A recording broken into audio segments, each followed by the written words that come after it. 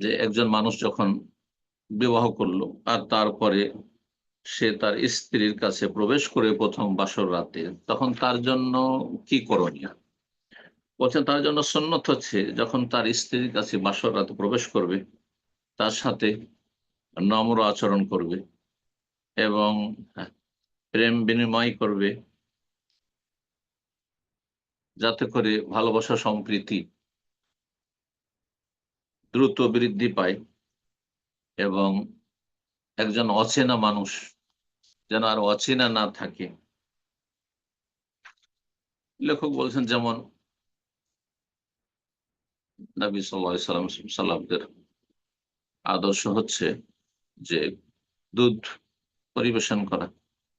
তো বলছেন কোনো কিছু পরিবেশন করবেন, যেমন দুধ, স্ত্রী অথবা স্বামী, এবং স্ত্রীর মাথায় হাত রেখে বিসমিল্লাহ বলবে, বরকতে দোয়া করবে, আর বিশেষভাবে এই দোয়াটি পড়বে, আল্লাহুম্মা ইন্নী আসআলুকা খায়রাহা ওয়া খায়রা মা জাবালতাহা আলাইহি ওয়া আউযু বিকা মিন শাররিহা ওয়া শাররি মা জাবালতাহা আলাইহি।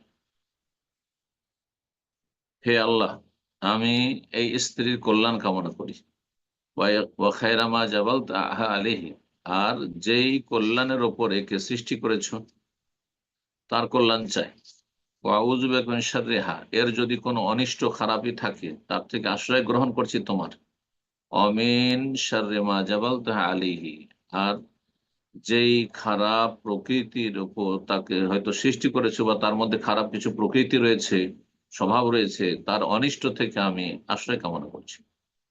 হাদিস সুনান আবু দাউদ, ইবনে মাজাহ রয়েছে। আল্লামা আল-আলবানী রাহিমাহুল্লাহ হাদিসটিকে সহিহ বলেছেন। সুনান আবু দাউদ 2160 নম্বর হাদিস।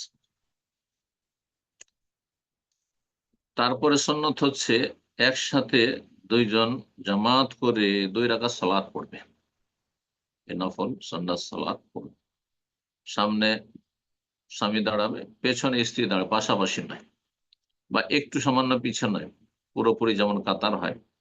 সামনে স্বামী দাঁড়াবে আর পেছনে স্ত্রী দাঁড়াবে, এইভাবে। তারপরে আরো দোয়া করতে পারেন বরকতে, আল্লাহ বারিক লি ফি আহলি, আমার পরিবারে বরকত দান করো, বারিক লাহুম ফিয়া, এবং আমার পরিবার, আমার স্ত্রী, ছেলে মেয়েদের জন্য আমার মধ্যে বরকত দান করো। এই ধরনের দোয়া করতে পারেন। সহবাসের সময় বিশেষ দোয়া পড়া সুন্নাত। রাসূলুল্লাহ সাল্লাল্লাহু আলাইহি ওয়াসাল্লাম থেকে সহিহ বুখারী মুসলিম হাদিস রয়েছে যে যখন তোমাদের কোনো ব্যক্তি নিজ পরিবারের কাছে আসবে তখন বলবে বিসমিল্লাহ, আল্লাহর নামে শুরু করছি।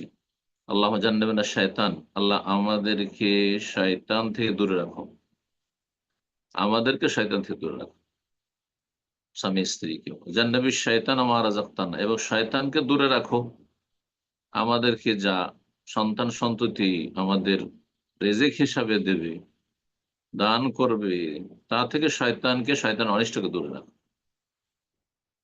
বলছেন রাসূলুল্লাহ সাল্লাল্লাহু আলাইহি ওয়াসাল্লাম, ফাইন্নাহু ইন ইউকাদ্দার বাইনাহু ওয়ালাদ, তারপরে যদি আল্লাহর ফায়সালা হয় যে এই মিলনের মাধ্যমে গর্ভধারণ করবে আপনার স্ত্রী, আপনি যেহেতু আল্লাহর নামে শুরু করেছেন, বিশেষ এই সুন্নতি দোয়া পড়েছেন, লাম ইয়াদুররুহু শায়তান আবাদা, শয়তান কখনো তার ক্ষতি করতে পারবে না।